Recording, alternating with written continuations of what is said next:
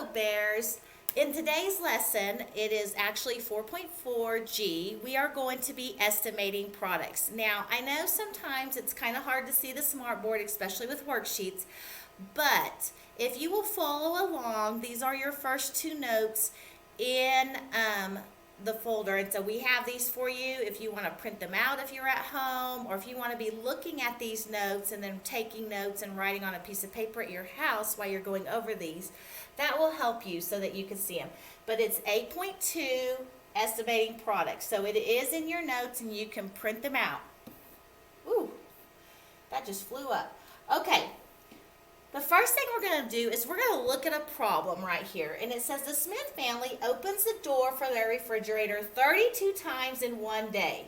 There are 31 days in May. About how many times is it opened in May? Well, when I think about this problem, I think, my gosh, I don't know how many times I open the refrigerator, but I probably do a lot. But the first thing we do is we need to ask ourselves, what is the question asking us to answer? Anytime we work a word problem, that's the very first thing. So, what is it asking us to answer? About how many times is it opened in May? That's what the question is asking. If you have your paper in front of you, underline that. Now, what information, we want to think about this problem. What information is it giving us to help us answer that question? Well, if I want to know how many times it's opened in May, I have to know something about May, and I have to know something about opening the refrigerator. Does it tell us anything about those things? Well, look here. It says they open the door 32 times in one day. And they also do this for 31 days. So you could think about that like in a T-chart. Like if I opened up in one day, how many times do I open it? 32 times. I'm going to have to do, the second day would be 64. I'd have to do that 31 times. But then there's a key word in here. It says what? About. Bears. That's our first one in bear. A for about. Okay, we know our words. About, estimate, approximate, round. They say bears. We talked about that already. So, but I don't want to sit there and add all of this. That's a lot of work. So, what do you think we're doing? You got it. We're going to multiply 32 times 31. But it's going to get easy. Because anytime we round, it's to make that problem easier. So we're going to round each of these factors, each of these numbers. And when we round products, we round each of them to its own greatest place value here. So then if you look on the worksheet, they took 32 times 31. Because isn't that a lot easier than having to keep adding over and over? Yes. So now we're going to round 32, and 32 is closer to 30. So they rounded that to 30. We've been working a lot on rounding. And 31 rounds to 30. Now, if you remember, we practiced multiplying by tens and hundreds. So that's what makes this so fun. And we've been working on our multiplication facts, so that's even more exciting. So now we're going to look. Here's 30 times 30. We're going to use mental math, and we're going to take the 3 times the 3, and we get 9. That's our basic fact. Now look, how many zeros do we have left over? 2. So we're going to add 2 zeros. So about how many times is it opened in May? 900 times. Can you imagine opening your refrigerator door 900 times in a month? We probably do it more. And if there's a lot of us in our family, it's maybe even more. And if there's only one of us, maybe it's a little bit less. But boy, we don't think about those types of things a lot of times. But that question really made me think about that. Okay, let's look at this other question. All 24 light bulbs in the Park family's home are CFL light bulbs. Each CFL light bulb uses 28 watts to produce light. About how many watts will the light bulbs use when turned on all at the same time? So now we're thinking about turning all these light bulbs on all at the same time. What is the first thing we ask ourselves? Take a moment and think. You got it. What is the question asking us to answer? That's the first thing we always have to do. Find that and underline it. About how many watts will the light bulb use when turned on all at the same time? Okay, there's a key word in here. Does anyone know what it is? Yeah. About. So I'm going to kind of box in that word because that's telling me I don't need an exact answer. I just need about. Remember, that's our estimating word. So I have to know something about watts and how many they have to see how many they're turned on. So I got to go back and now I got to think, what's going to help me answer that from the problem? Well, I know each, and I haven't told you this yet, but I'm going to teach you that. I want you to infer the number 1. Every time I see each, infer that number 1. One CFL light bulb uses 28 watts to produce light. So I know for every light bulb, it's going to take 28 watts. I also know that I've got to know how many light bulbs are in their house, because if they turn them all on at the same time, I got to know.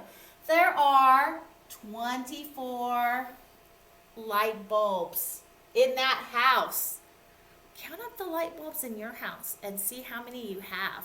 And then see how many watts they are. Like if you have one of them that's, whatever watt it is. And then see if you can answer your question, the same question, but for your own house. Okay, so then again, and I want to see that number just a little bit better. Those are the information I need. Now, if I know that one light bulb is 28 watts and I got 24 of them, what are we going to do? If you said multiply, you're exactly right. We are going to multiply. Now, we're going to multiply 24 times 28, okay? And we can use mental math to do this. Now, there are compatible numbers that when we round, we try to make things easy. So 24, it tells us to use compatible numbers to round this. We're going to use mental math and compatible numbers. Compatible numbers are numbers that are easy to compute in our head. They're friendly numbers to each other. And so when you look at this lesson, we're going to look at 24. 24 is compatible with 25, and 25 is what we call a friendly number because it's just like quarters. You learn how to count quarters when you're younger. 1 quarter is 25, 2 quarters 50 cents, 3 75, 4 $1. You got 5 quarters, that's $1.25, or 125, 150. So really the only compatible number that you really have to get memorized is anything close to 25. 24 and 23 can round to 25. So that's why we're showing you compatible. So if they say use compatible numbers, they're probably saying, oh, let's try to use quarters and money here. So this is what they did here. 24, they rounded it to 25 because 25 is easy to count by. And then 28, we rounded it to 30. Then the next step, think. If we got 25 times 3, if you had 3 quarters, how much money is that? Well, 25, 2 quarters is 50, 3 is 75. So there's your basic fact right there. 25 times 3, or your fact, it's not really basic, but it's a quarters. And you get 75. And then how many zeros you're going to add over is 1. So if you see 23 or 24, you would round those to 25 if they want compatible numbers. Okay? Then, so about 750 watts are being used in that house in one day if you turn all the lights on at one time. Okay, guys, we're going to finish up and talk about a few more. Let's look at this one. We've got 26 times 79. All right, again, we can round it to the nearest 10, or we can do it the way that Ms. Witt talked about with the compatible numbers. When we round it to the nearest 10, we know that we circle our tens place and we underline our bumper dump number, which in this case would be the number 6. When you think about 26, it's between two tens. It's between 20 and 30. The bumper dump number 6 bumps it up, so we know this ends up being 30. Okay, the same thing with 79. If we're rounding it to the nearest 10, 79 is between 70 and 80. And we know that 9 bumps it up to 80. So we have 30 times 80. We know when we think about that, when we do the single digit, we know that 3 times 8 is what? It's 24. And then we think about the fact of, okay, we're going to bring those 2 zeros over. So 26 times 79 is about 2,400. Okay? Now, with the compatible numbers, again, we're going to round 25. We're actually not going to round it down. We're going to take it to the friendly number, and 26 goes to 25. We're still going to take 79 into 80. Now, here's how I like to look at it. I like to look at, okay, if I know my quarters and I think about money, I know 4 quarters is $1. Well, then 8 quarters would be $2, or it would be the same as 200, right? And then I've got to bring that other 0 over. And so if I say 25 times 80, and I use with the compatible numbers, I get 2,000. I wonder which one of those is actually closest to the actual answer. So look at the difference. This one says 2,400 or 2,400, and this one says 2,000. That might be something to look at and see which one is the actual number when we look at it.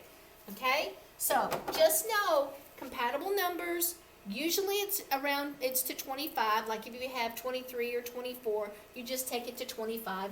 Or if you have 26, in this case they brought 26 down to do that. So let's move it on up and let's look at some of the work that you're going to be doing. And I'm just going to do a couple of the examples. Okay, it says to estimate the product of 62 and 28 by rounding, how would you round the factors?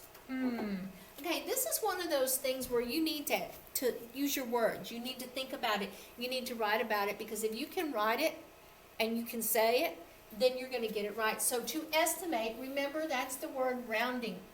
It means rounding. The product, that's one of those words that is in our newsletter this month. Remember what the product is?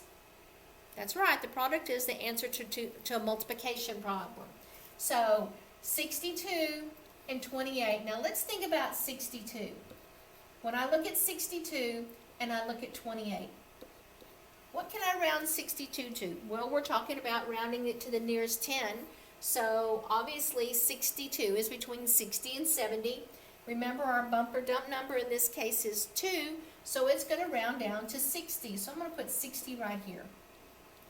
Now when I look at 28, I could do it to a compatible number, but it's closer to something else than it is to 25. What do you think? Well, if you said 30, you're right. Now, I want you to think about your single facts that you know. You know that 6 times 3 is what? 18. You're exactly right. So I'm going to put 18 right here.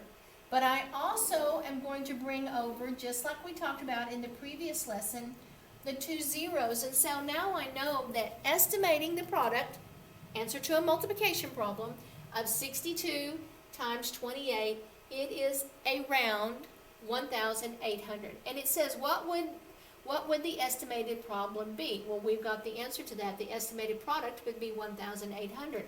And how would you round the factors? We talked about you could do compatible numbers on 28 and make it 25, or you could round it to 30. You're going to get the closer answer probably if you round it to 30. All right, let's look at these problems right here. Okay, first off, I'm gonna look and see, is there anything that jumps out that you should use as a compatible number? I don't see one. I think that you should be able to take each one of these, and it says estimate the product. So again, we are looking for it rounded. Product is the multiplication, and choose a method. So I'm thinking that probably each one of these is going to be done just by rounding it.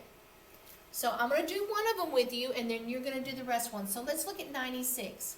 I'm going to round 96 to, oh, you know, this is one of those kind of crossing the decade. 96 is between 90 and, you're right, 100. And if 6 is my bumper dump number, that means it's going to round up to 100. And 34, it's between 30 and 40. And my 4 is that bumper dump number, so it's going to round down to 30. Well, look here. I know that 100 times 3 is what? It's 300. And if I bring that other 0 down, 96 times 34, estimating, is around 300, or 3,000, sorry. Okay, I want you to do number 3 and number 4 on your own, and then we're going to come back and check them. Okay, let's go down to the bottom and finish up. Okay, before we go to the bottom, I'm going to look here real quickly. Let's see if I can find another compatible number. Remember, that's something that we can probably get to 25. No. Oh, what about this one? We could take that to 25, and we could multiply it by 25, couldn't we? And think about quarters. So we've got this one. Not number 8. Not number 9. I think probably the only one that you could use a compatible number and change that 26 to 25 if you wanted to is that one right there. The rest of them you should be able to do, and we're going to give you some time to work on it. Okay, now I want you to look at this bottom part. Ooh, this is a challenge. This is going to take some thinking, boys and girls. Okay, it says find 2 possible factors. Okay, what's a factor? Okay, it's 2 numbers that you multiply together, right? It's the numbers you multiply together for the estimated product. You're going to have to know your multiplication facts in order to do this.